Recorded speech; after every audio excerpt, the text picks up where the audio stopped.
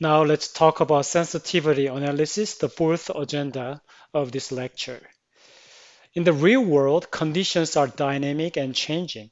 Even when an optimal solution is found, we recognize that things can change and need to understand the room for improvement.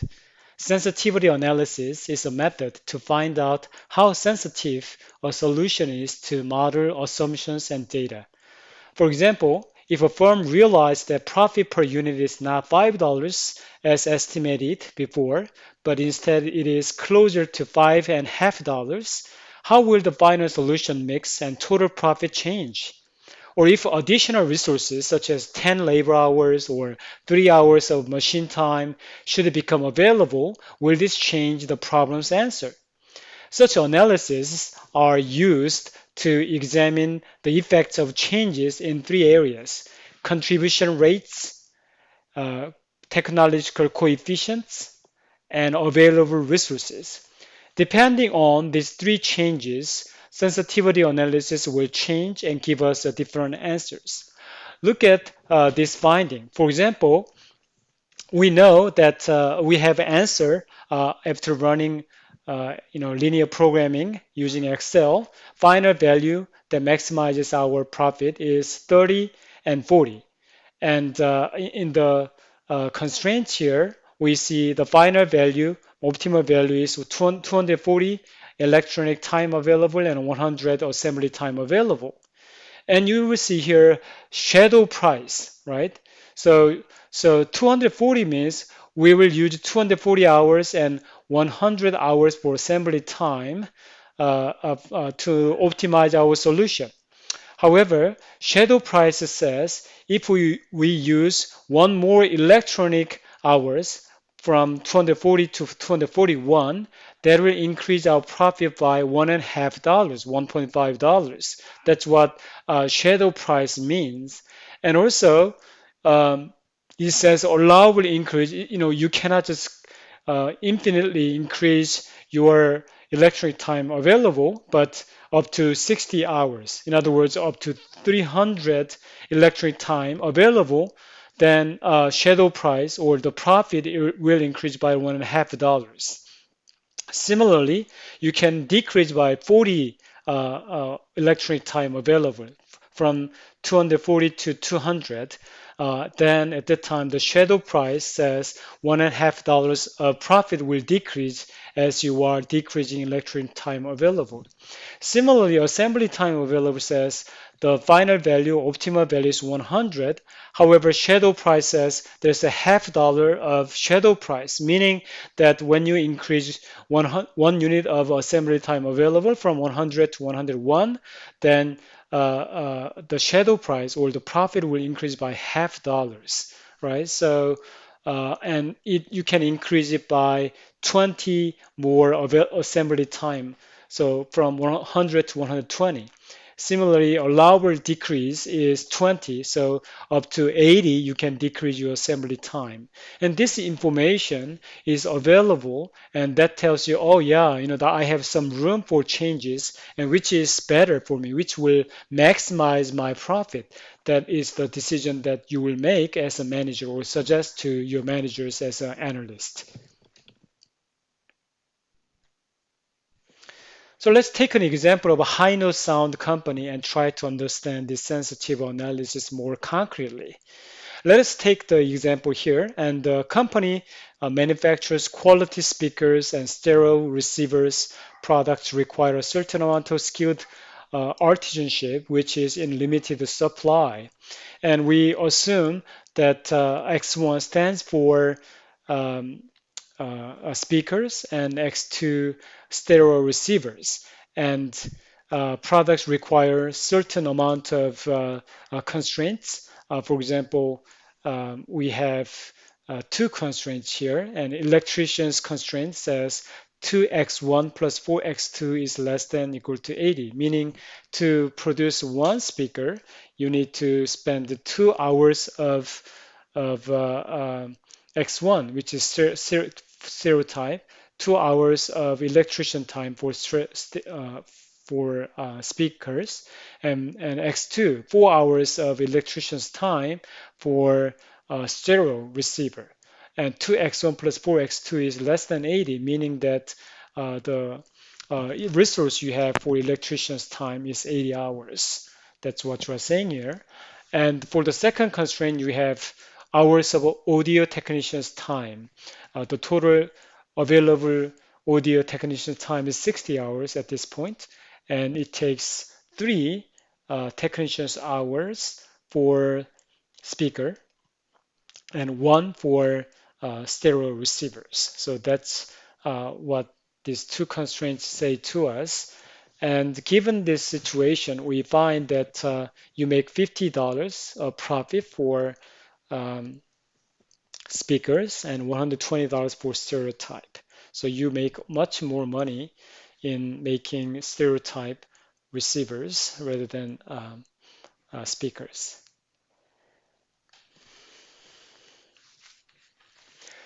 So following the five-step procedures that we learned, we need to first draw constraints, right? So we will have to, work on it and find the intercepts for that. Um, you set x1 0 and solve for x2, and the same goes for x1, and then you will find this, right? So 20 and 40 is your x2 intercept and x1 intercept, and connect them together. And here you have electrician's constraint. The same for this second constraint. Set 0 for x1 and solve for x2, that's a 60. And x2 is 0, x1 is 20. So 60, 20 over here, and connect the dots.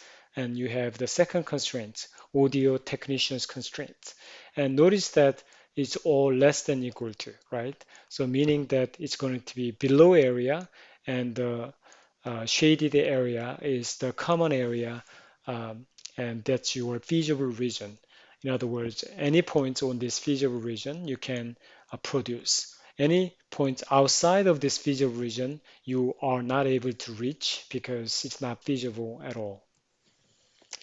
And if you solve for it, then you will find that the optimal point is 0, 20. This point among these four corner points maximize your profit. The reason is quite simple, right? Because you make a lot more money in making X2 than X1. So that's why it's better for you to produce X2 only than X1. So that's what it tells you. And the maximum quantity that you can make is 20 X2. Therefore, your maximum quantity, maximum profit is going to be $2,400. Now, if we look at this, let us think about the electrician's hours used. Since the optimal point is 0 speakers and 20 receivers, we can plug them into the electrician's time constraints, as I have done here, and we find that it is 80. Right? In other words, you are spending the maximum resources allowed for electrician's time. So in other words, there's no slack, therefore this is binding constraint. You cannot do anything about this constraint. This is the maximum resources that you can utilize. There's no slack, and it is binding constraint. Additional units of a binding constraint will generally increase profits. How about technicians of constraint? Look at this constraint for technician. And if you plug these numbers in there, then you find that it is 20. In other words, you are spending only 20 um, technicians' time out of 60 that you are allowed for. So there are slacks in these constraints given this solution. Since the allotted budget is 60 hours of technician time, there are 40 hours of slacks for this optimization. Additional units of a non-binding constraint will only increase slack. Although you add more to this constraint, it's going to only increase the slacks. So it's not that helpful, right? That's what we can see in this example. Now let's consider three changes in sensitive analysis. The first one is changes in objective function. There are three cases to consider changes in objective function, changes in technological coefficients, and changes in the resources. First, let us consider changes in objective function.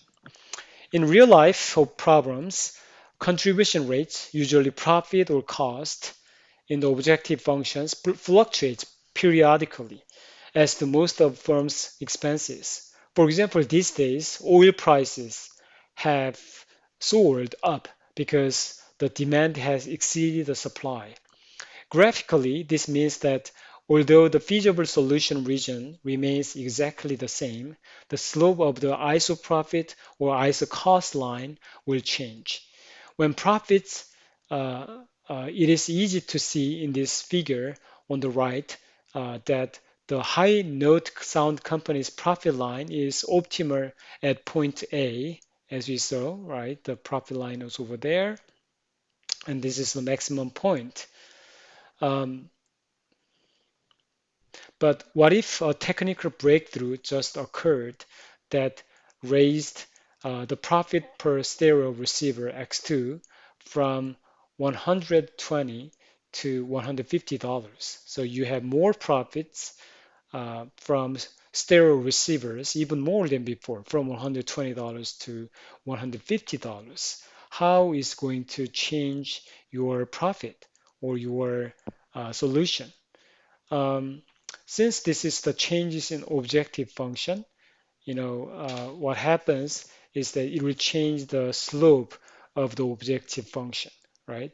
And it gets even more um, uh, stiffer for you to make profit with X2 rather than X1. So in other, I'm sorry, less steep than for X2 because now you make, before you made a lot of money like this, but now X2's profit increased, so it's going to go down like that, and you can change it as ISO profit line, and as you change, you see that 0.20 is your um, maximum, right? So before it was like that, and then you were moving like this, but now a little bit less steep, and then you are going to go like this, and the solution is the same.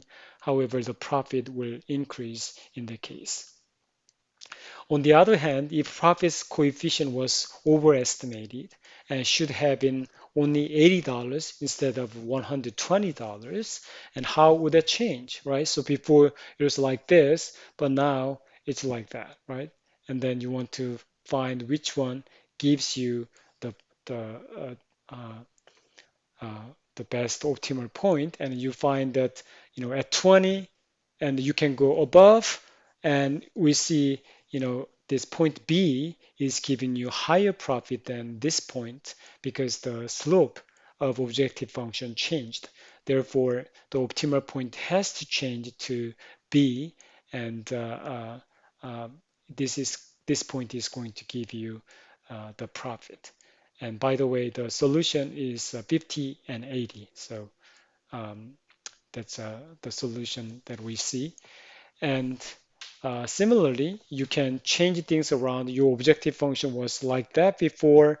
If one was objective function changes, then the slope changes, and depending on the slopes, you do this isoprofit line or isocost line adjustment and see where the optimal point lies. That's what you need to do with the changes in objective function.